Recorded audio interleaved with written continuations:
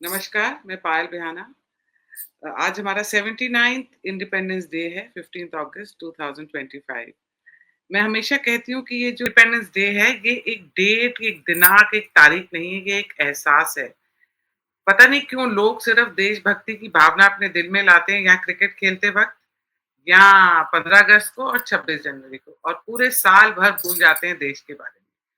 जी हाँ, देशभक्ति आपके रगों में बसी होनी चाहिए। अपने देश के लिए जो कर सको आपको करना चाहिए। तो आज हम बात करते हैं पीएम मोदी जी की स्पीच की।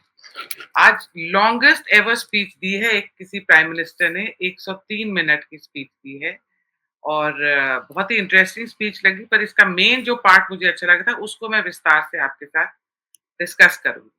पहला तो उन्होंने आज ट्रिब्यूट दिया to all the freedom fighters उन्होंने डॉक्टर श्यामा प्रसाद मुखर्जी को और जिन्होंने और आर्किटेक्ट्स ऑफ कॉन्स्टिट्यूशन हैं, फ्रीडम फाइटर्स हैं, उनके बारे में चर्चा की। फिर उन्होंने सेल्फ रिलायंस की बात की, जी हाँ, उन्होंने आत्मनिर्भर भारत की बात करी और उन्होंने डोमेस्टिक मैन्युफैक्चरिंग के ऊपर बहुत स्ट्रेस ले किया, चाहे वो जेट इंजन्स हो, ईवीज़ हो, क्रिटिकल मिनरल्स हों।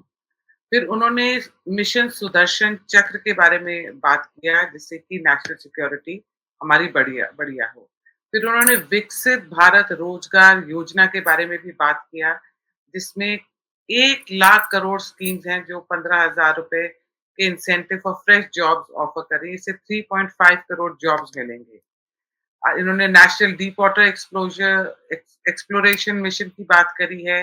जीएसटी रिफॉर्म्स जो दिवाली तक हमें वो मिल जाएँगे, उसमें जो रिफॉर्म्स हैं उसको रिड्यूस होएगा उससे बर्डन लोगों के ऊपर टैक्स का, तो ये दिवाली की एक हमारे लिए गिफ्ट होएगा।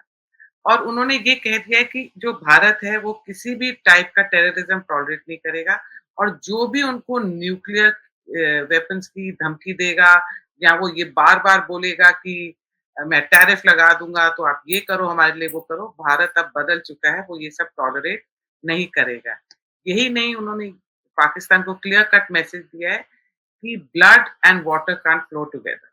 अगर आप हमारे इस तरफ टेररिज्म करेंगे, टेररिस्ट भेजेंगे और आप चाहते हैं कि हम आपको पानी दे दें और आपके साथ ट्रीटी को दोबारा जो खत्म किया है उसको शुरू कर दें, तो वो नहीं होगा।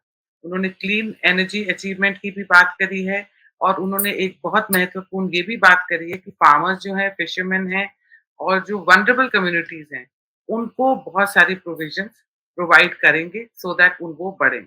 यूथ और कल्चरल एम्पावरमेंट के लिए भी बात करी उन्होंने, स्पोर्ट्स के बारे में भी बात करी, पर जो सबसे बढ़िया बात करी, वो तो मुझे लगता है वो करी है, जो ये इल्लीगल माइग्रेंट्स हैं हमारे कंट्री में, जो घुस गए हैं और ये हमारा जो पूरा का पूरा वो कह रहे हैं कि जो हमारा हक है, जो एक हम इंडियंस का हक है, वो हम आप किसी को लेने नहीं देंगे। पहले इंडियंस को तो सारे प्रोविज़न्स मिल जाएँ, जो हमारी चीज़ें हैं, जो हमारे मिनरल्स हैं, चाहे हमारा कुछ भी हो, हमारा देश का पैसा है, सब कुछ है, वो पहले इंडियन सिटीज़न पे खर्च होना चाहिए, इन पे नहीं।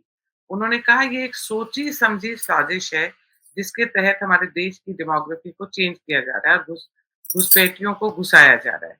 ये हमारे युवाओं का रोज़गार खत्म कर रहे हैं और भाई-बहनों को गुमराह कर रहे हैं और उनकी ज़मीन पर भी कब्ज़ा कर रहे हैं। बॉर्डर एरियाज़ में तो ये एक्टिविटी सिर्फ़ एक कानूनी इश्यू नहीं है, ये राष्ट्र की सुरक्षा का भी इश्यू है। आज उन्होंने बोला कि आज मैं यहाँ से घोषणा करता हूँ कि भारत अब इस खतरे को बिल्कुल बर्दाश्त नहीं करेगा। इसलिए हम शुरू कर रहे हैं हाई पावर डेमोग्राफिक एक मिशन, जो एक निश्चित समय सीमा में समस्या का हल करेगा।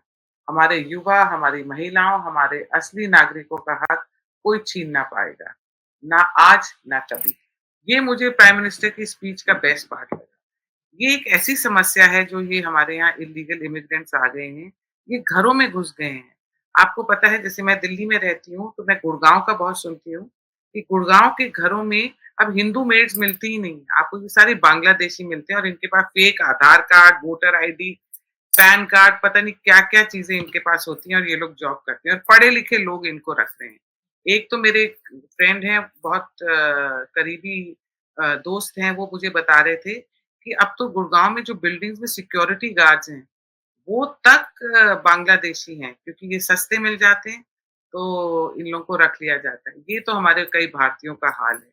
और अब जब मोदी जी इस चीज़ के लिए डिसीज़न लेने लगेंगे, कुछ अ, कदम उठाएँगे इन चीज़ों के लिए, तो बहुत सारे ऐसे हमारे क्या कहूँ उनको, मैं तो एंटी नेशनल्स बुलाती हूँ उनको, और बहुत सारे ऐसे हमदर्द आ जाएँगे बांग्लादेशी और रोहिंग्यास के, और वो यहाँ पर हर चीज़ की खराबी करेंगे, प्रोटेस्ट करेंगे और क्या-क्या बोलेंगे, और इंटरनेशनल प्लेटफ़ॉर्म से भी भारत के ऊपर अटैक होगा और मोदी जी पे अटैक होगा।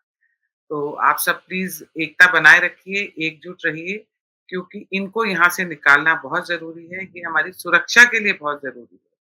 देश की सुरक्षा है, वो तो है ही, पर आपके घरों में भी देखिए, अगर ये आते हैं, अगर ये कुछ गलत काम कर जाते हैं, किसी को मार डालते हैं या चोरी-चपाटी कर जाते हैं और ये लोग कहीं चले जाते हैं, फिर ये मिलेंगे नहीं। फिर आप रोते रहिएगा, प्लीज़। मैंने बहुत पढ़े-लिखे लोगों को देखा है, क्योंकि उनको अपनी जॉब्स पे जाना होता है, तो वो किसी को भी अपने घर में एज़ मेड्स एंड हेल्पर्स रख लेते हैं। प्लीज़ ना करिएगा, और जहाँ आपको एक इल्लीगल माइग्रेंट मिले, आप उनको रोकिए। नमस्कार।